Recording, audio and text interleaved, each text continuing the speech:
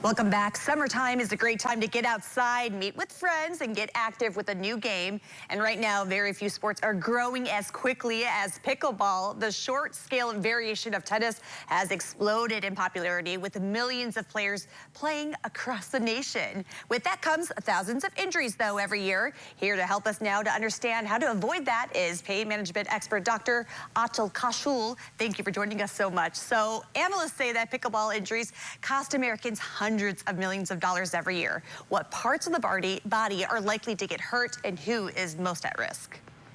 Absolutely. Well, great question, and thank you for having me. So, yeah, pickleball, you're right. It's a very fast-growing sport. It happens to be very popular among what we call weekend warriors because it's pretty easy to pick up. It doesn't take a lot of practice to start having fun. So it's weekend warriors, and then a lot of people in their 40s and 50s and 60s. Again, because it's easy to get started and it's not very hard to learn.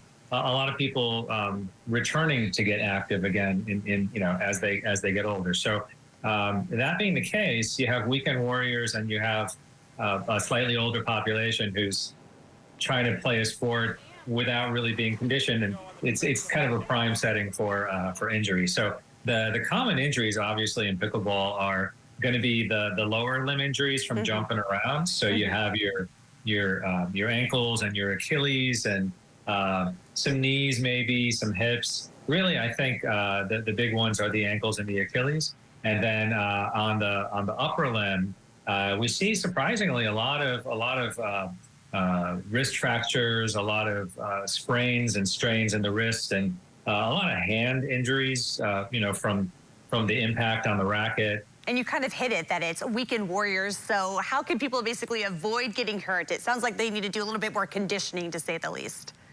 Yeah, absolutely. So I think, there's kind of an easy 1, 2, 3, right? So one is always warm up before any kind of physical activity, especially if you're a weekend warrior. But I mean, when you watch a professional football game on TV, if you start before the game starts, you see the pro athletes warming up too, right? So why wouldn't average people like you and I? So warming up is key. It gets the blood flowing to the different muscles that you're about to start using, and that warm up in and of itself prevents a lot of injury.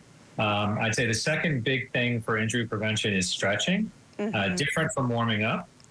Stretching is something that we should be doing all the time, especially if we're planning on doing some kind of athletic activity or some kind of increased level of physical activity. So stretching, I think, is also really, really critical. What stretching does is it allows your muscles and joints to be more flexible. So that, again, for weekend warriors who aren't maybe used to it, and for people who are a little bit older who maybe a little stiffer, right? The stretching allows our joints and muscles to go through a greater range of motion without getting injured. So that's how that helps. And then the last thing I would say is strength training and functional training. And what that means is every different kind of activity uses different sets of muscles, right? And so